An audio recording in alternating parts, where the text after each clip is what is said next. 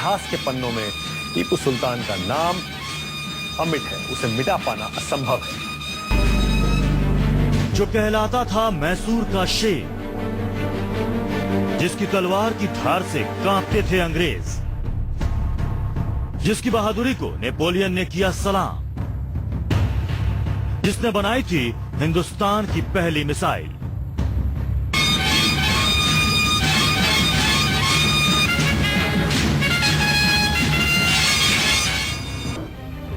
टीपू सुल्तान प्रसिद्ध योद्धा हैदर अली का बेटा था, जो अपनी ताकत से 1761 में मैसूर साम्राज्य का शासक बना। हैदर अली की मौत के बाद टीपू सुल्तान ने मैसूर सेना की कमान को संभाला। टीपू अपने पिता की ही तरह योग्य और पराक्रमी था। टीपू को अपनी वीरता के कारण ही शेर मैसूर नाम से भी जाना जाता है। टीपू ने मराठों और निजाम को कई युद्धों में हराया था। Tipu Sultan east India company के साम्राज्य के सामने कभी नहीं झुके और अंग्रेजों का जमकर सामना किया।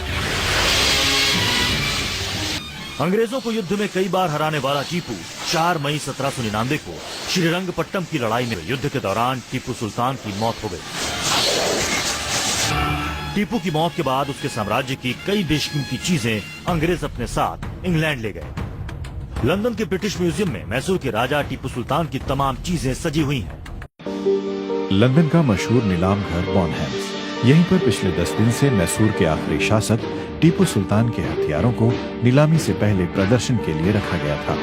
इस नीलामी में टीपू सुल्तान से जुड़े 30 से ज्यादा हथियार और जंग के समय पहने जाने वाले रक्षा कवच जैसे साजो सामान रखे गए थे।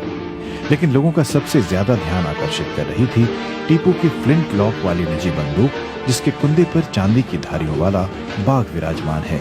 जो लड़ाई हुई थी सेरंगापट्टम में 1799 में, तो उसके बाद जब उनकी टीपू सुल्तान की मौत हुई और उनके शव से उठाई गई थी और लॉर्ड कॉर्नवालिस जो इंडिया के गवर्नर जनरल थे, उनको दी गई कि सबसे महत्वपूर्ण चीज़ जो टीपू सुल्तान से हम जोड़ सकें वो उनकी तरफ से उनको दी गई थी। तो वो सबसे ज़्यादा इम्पोर्टेंस रखती है।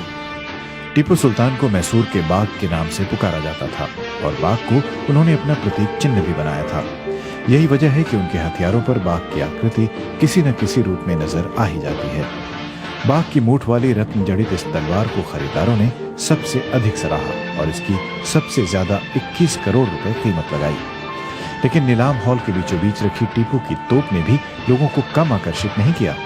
एक 3 पाउंड तोप है जो सेरंगापट्टम में उनके रॉयल आर्मरी में बनाई गई थी उनके लिए।